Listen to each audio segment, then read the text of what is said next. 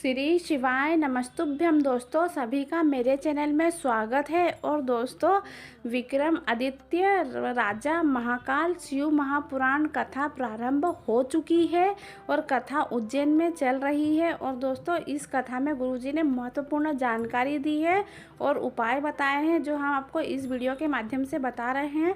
और गुरुजी ने ये भी बताया है कि जब हम भोलेनाथ के ऊपर जल अर्पित करते हैं तो उसका 3 बार आचमन करने से हमें क्या प्राप्त होता है। तो आप हमारा वीडियो अंत तक ज़रूर देखिएगा। तो गुरुजी ने पहली जानकारी दी है कि इंसान की ज़िंदगी को बर्बाद करने में 2 कारण ही महत्वपूर्ण होता है।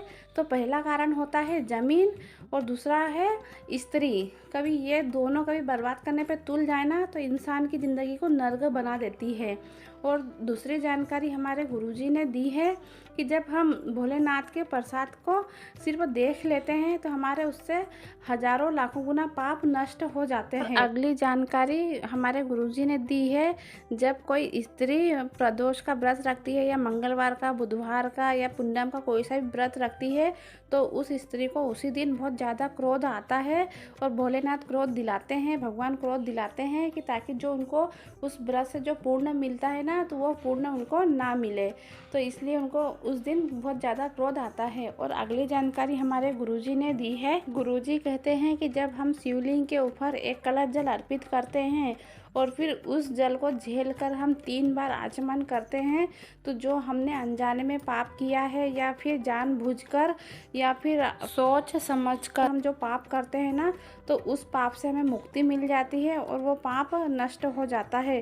कभी हम भोलेनाथ के ऊपर जल अर्पित करते हैं और फिर उस जल का हम 3 बार आचमन कर लेते हैं। तो अगली जानकारी गुरुजी ने दी है, कभी कोई हमें भोलेनाथ का प्रसाद देता है और हम उसे कह देते हैं कि बाद में खा लूँगा या फिर रख दो तो हमें पाप लगता है या फिर हम पाप के भागी हो जाते हैं। और अगली जानकारी हमारे गुरुजी ने दी है। गुरुजी कहते हैं कि कोई बोलता है कि भोलेनाथ की आराधना पूजा भक्ति स्त्री नहीं करती है, क्यों नहीं कर सकती। जब माता लक्ष्मी ने भोलेनाथ की आराधना की थी, भक्ति की थी, माता सती ने करी थी और विक्रम आदित्य की माँ ने भी भोलेनाथ की भक्ति करी थी, वंदना करी थी और उन्हें फल भी पूरा मिला। तो हर स्त्री को भोलेनाथ की भक्ति करना चाहिए, पूजा पाठ करना चाहिए। और दोस्तों आपको हमारा वीडियो अच्छा लगे तो कमेंट में हर हर महादेव लिखना ना भूलें और चैनल को सब्सक्राइब करना